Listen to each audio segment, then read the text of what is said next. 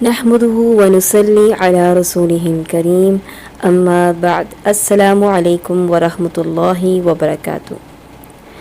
کتاب پیارے بچوں کے لیے 60 سنہری احادیث۔ پیارے بچوں، آج کے سبق میں ہم یہ جانیں گے کہ احادیث کیا ہوتی ہیں، انہیں کیوں یاد کیا جائے اور حدیث رسول صلی اللہ علیہ وسلم کو یاد کرنے کے کیا فائدے ہیں۔ تو سب سے پہلے ہم یہ دیکھیں گے کہ احادیث کس کو کہتے ہیں۔ حدیث کی جمع ہے۔ حدیث کیا ہے؟ جو کام نبی کریم صلی اللہ علیہ وسلم نے خود اپنی زندگی میں کیا ہو یا جو بات آپ صلی اللہ علیہ وسلم نے کہی، وہ حدیث کہلاتی ہے۔ ہم یہ سب باتیں اور کام جو ہم ان احادیث سے سیکھیں گے انشاءاللہ تعالی اپنے عمل میں لانے کی کوشش کریں گے، تاکہ ہم شیطان کی باتوں میں آ کر غلط راستے پر نہ چل پڑیں۔ اب بات آتی ہے کہ ہم احادیث کیوں یاد کریں۔ ہم نے حدیث اس لیے یاد کرنی ہے کہ اللہ سبحانہ و تعالیٰ نے ہمیں نبی کریم صلی اللہ علیہ وسلم کی اطاعت کا حکم دیا ہے۔ اللہ اور اس کی رسول صلی اللہ علیہ وسلم کی اطاعت کرو۔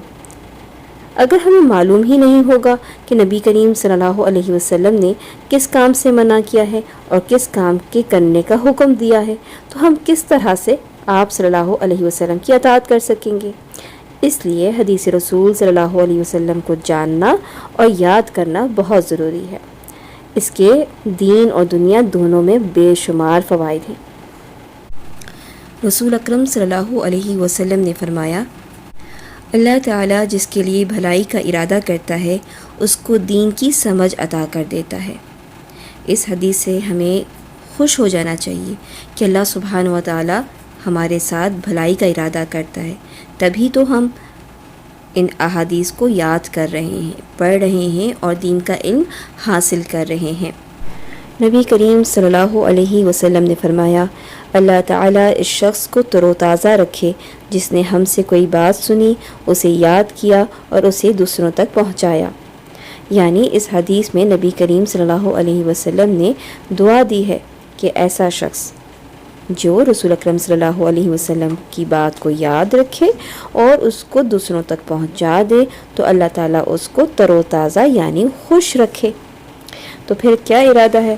آپ سب لوگوں نے انشاءاللہ احادیث یاد کرنی ہے اور دوسروں کے ساتھ شیئر بھی کرنی ہے۔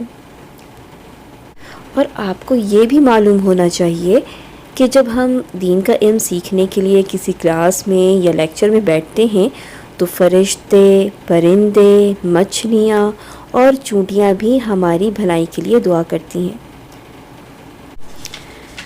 ایک اور جگہ آتا ہے، علم سیکھنا ہر مسلمان پر فرض ہے، اور سورہ مجادلہ کی آیت نمبر 11 سے معلوم ہوتا ہے کہ اللہ تعالیٰ علم والوں کے درجات بلند کرتا ہے۔ نبی کریم صلی اللہ علیہ وسلم نے فرمایا، جو شخص علم کی طلب میں نکلا اللہ تعالیٰ اس کے لیے جنت کے راستے کو آسان کر دیتا ہے۔ ایک اور جگہ رسول اکرم صلی اللہ علیہ وسلم نے فرمایا، جس شخص نے ہدایت کی دعوت دی اسے اس ہدایت کی پیروی کرنے والوں کے اجر کے برابر اجر ملے گا اور ان کے اجر میں کوئی کمی نہیں ہوگی۔ اس حدیث سے ہمیں معلوم ہوا کہ اگر ہم کسی کو نیکی کی دعوت دیتے ہیں، اسے کوئی حدیث سناتے ہیں، پھر وہ اس پر عمل کرتا ہے تو اس کا اجر اس کو تو ملے گا ہی، لیکن ہمیں بھی ساتھ ساتھ اتنا ہی اجر ملے گا۔ ان تمام احادیث سے ہمیں کیا پتہ چلا؟ ایک تو یہ کہ اللہ سبحانہ و تعالیٰ ہمارے ساتھ بھلائی کا ارادہ رکھتے ہیں۔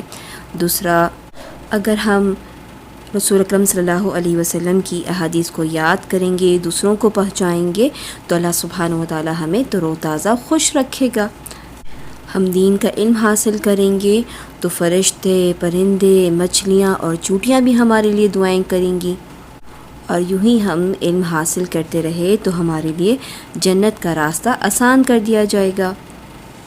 اور یہی دین کا علم جب ہم دوسروں کو پہنچائیں گے تو پھر ہمیں اس کا اجر ملے گا، اور جب کوئی اس پر عمل کرے گا تو اس کا بھی اجر ہمیں ملے گا اور اس کو بھی ملے گا۔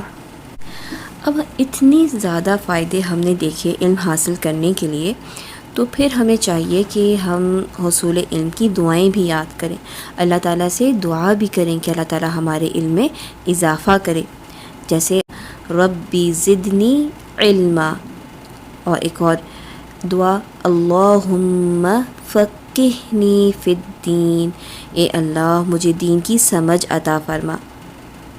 چلیں ہم اس دعا کو یاد کر لیتے ہیں۔ اللہم فقہنی فی الدین، اللہم فقہنی فی الدین، اللہم فقہنی فی الدین، اللہم فقہنی فی الدین۔ سبحانک اللہم و بحمدک اشہد ان لا الہ الا انت استغفرک و اتوب الیک۔